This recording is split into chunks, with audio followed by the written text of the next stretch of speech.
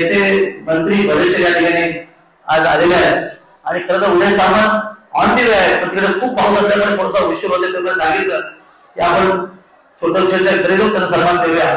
पण आता तुम्हाला बरेचसेचं मत ऐकायचं आहे आणि जी वस्तुस्थिती आता निर्माण झाली आहे, आपण बघितलं पंतप्रधान बंधूला नेहमीच एक चर्चेचा विषय करतो की काही आमचे विरोधक म्हणजे महायुतीतले काही विरोधक हे आमच्या बरेचसे विषय आक्षेपार्ह बोलतात.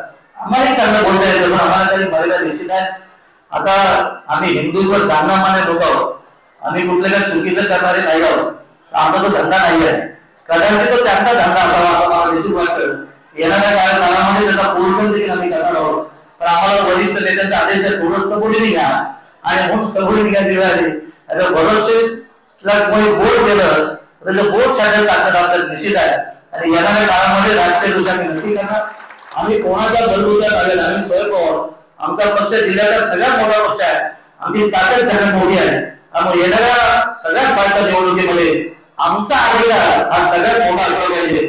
आज या ठिकाणी जाहीर करतो, पुन्हा एकदा छोटमला मनापासून शुभेच्छा देतो. छोटम आणि त्यांची पत्नी त्याच्या सर्व कुटुंबाने त्याचे कार्यकर्त्यांना मनापासून शुभेच्छा देतो की येणाऱ्या काळामध्ये छोटम सारखाच मी तुमची सेवा करेन हा शब्द या ठिकाणी देतो.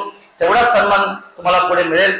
आणि पुन्हा एकदा अतिशय सुंदर म्हणजे आजचा दिवस अतिशय महत्वाचा योगदान आहे आणि योगदान दिवशी छोटमचा प्रवेश हा खऱ्या अर्थाने विधानसभा मतदारसंघाने राहिलेला दिशादर्शा करेल अशी या ठिकाणी विश्वासाची प्रार्थना करतो. पुन्हा एकदा छोटम सहित सगळ्यांना शुभेच्छा देतो. जय हिंद, जय महाराष्ट्र.